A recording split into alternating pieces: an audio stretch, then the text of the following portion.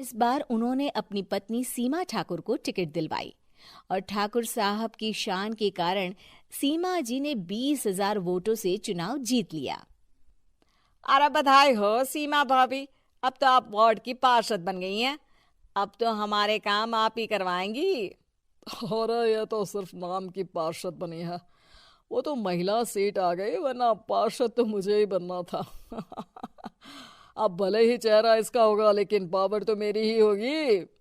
अरे वाह भाई साहब, क्या दिमाग लगाया है आपने भी। आइए आप लोग, खाना लगा दिया है सबके लिए। सीमा जी पार्षद बन चुकी थीं, फिर भी उनकी एक ना चलती।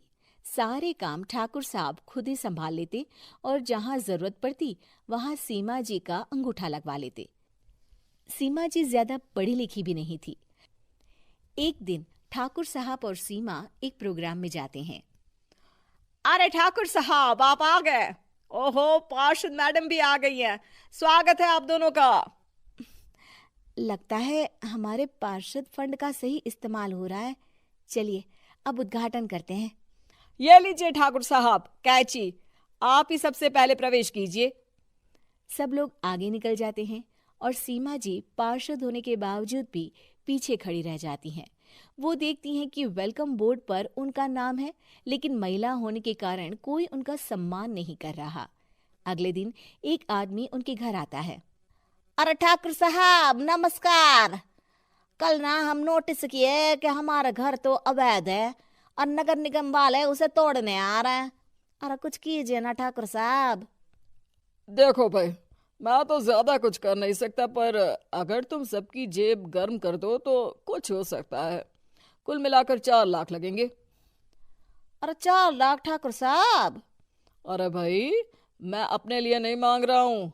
दरोगा है, इंजीनियर बाबू है, बड़े साहब है, सबको देना पड़ता है ना थोड़ा थोड़ा। बोलो है मंजूर? तभी वहां अचानक सीमा जी आ जाती हैं। अरे ये आप क्या कर रहे हैं? पहले इन्हीं लोगों से तो आपने वोट मांगे, अब इनसे ही पैसे ले रहे हो। अरे चुप रहो तुम, तुम्हारा काम है सिर्फ अंगूठा लगाना, तुम वही किया करो। मुझे दूसरे काम तुम मत सिखाओ, समझी? और तुम ना जाओ, अब पैसे लेकर आओ, वरना जेसीबी किसी भी वक्त आती होगी। सब कुछ ऐसे ही चलते रहता है। एक दिन सीमा जी और ठाकुर साहब को एक लोकल मीटिंग में बुलाया जाता है। वहां पर कई और अधिकारी लोग भी मौजूद रहते हैं। अब मैं चाहूंगा कि ठाकुर साहब हमारे बीच 2 शब्द कहें। मेरे प्यारे भाइयों और बहनों, आज मेरा सौभाग्य है कि मैं आप सबकी सेवा दिन रात कर पा रहा हूं। आपने मेरी पत्नी को भारी मतों से जिताया है, इसलिए मैं आप सभी का शुक्रगुजार हूं। मैं आप सबसे वादा करता हूं कि हमेशा की तरह हमारे वार्ड में किसी को कोई तकलीफ नहीं आने दूंगा। सभी लोग तालियां बजाने लगते हैं। अब मैं माननीय पार्षद मैडम को स्टेज पे बुलाना चाहूंगा। अपने नाम को बुलाया सुनकर सीमा जी एकदम चौंक जाती है।